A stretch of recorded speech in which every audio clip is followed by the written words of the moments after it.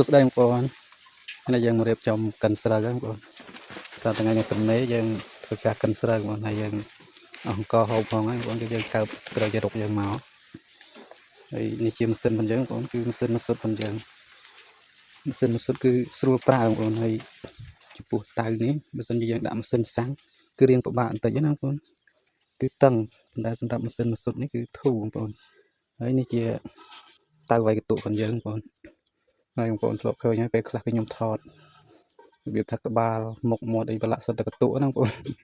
គឺខ្ញុំថតទឹកទុកលេងហ្នឹងគឺខ្ញុំទៅតែវាយកន្ទុករួចទេបងប្អូនហើយយើងចិត្តតែលេងទៅបងប្អូនហើយបើយើងស្ងាត់យើងលេងទេមិនងាយនឹងបងប្អូនយើងស្គាល់យើងទេណាបងប្អូនចឹងយើងឆ្លៀតពេលលេងណាបងប្អូនហើយនេះជាបលី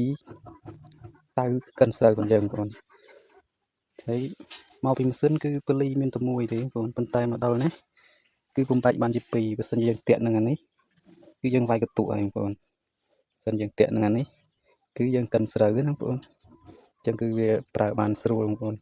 ប្រើបានពីរយ៉ាងអញ្ចឹងណាបងប្អូនហើយនេះជាតៅរបស់យើងបើសិនជាយើងបើកប្លោះនេះច្រើនទេស្រូវប្រហែលជាអាចធ្លាក់ច្រើនធ្វើឲ្យចេញមកជាងកនេះគឺអត់សូវបានល្អទេបងប្អូនដោយសារតែវាច្រើនពេកវាលឿនពេកធ្វើឲ្យវាដោយដូចជាក្បាលកាមមកច្រើនអញ្ចឹងណាបងប្អូន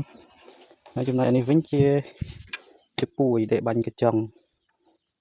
កចេញមកណាបងប្អូនហើយគឺថារែងបានស្អាតមែនទែនបងប្អូន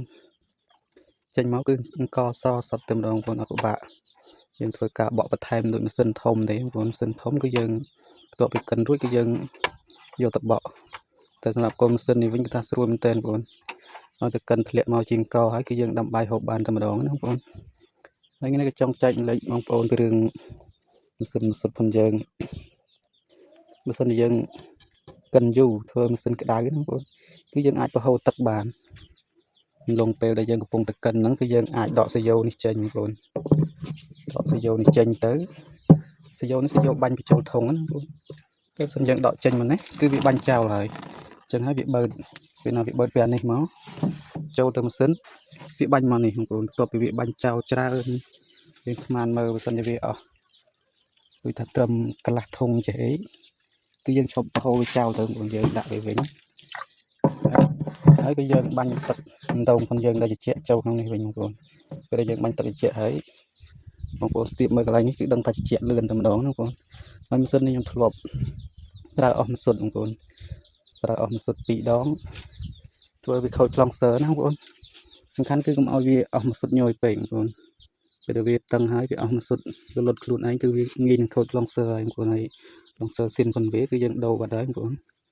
ដោយសារតែយើងអាសាអស់ម៉ាស៊ុតអញ្ចឹងហើយវាខូចខ្លងសើគឺយើងដូរអស់មួយបាត់ហើយនេះផងអាយទៅណាបងប្អូនតែអាយក៏ប្រើបានយូរដែរសំខាន់កុំឲ្យតែអស់ម៉ាស៊ុតបងប្អូនហើយសម្រាប់អែនេះវិញកុំឲ្យទុកវាទៅទេបងប្អូនគឺត្រូវហ៊ុំចេះរហូតទៅណាបងប្អូនបើយើងមានកណាត់មុងថ្មីក៏យើងហ៊ុំថ្មីទៅបើមានចាស់ក៏យើងហ៊ុំចាស់អញ្ចឹងហើយបងប្អូននេះការពារកាមកន្ទក់ដែលវាបឺតមកណាបងប្អូន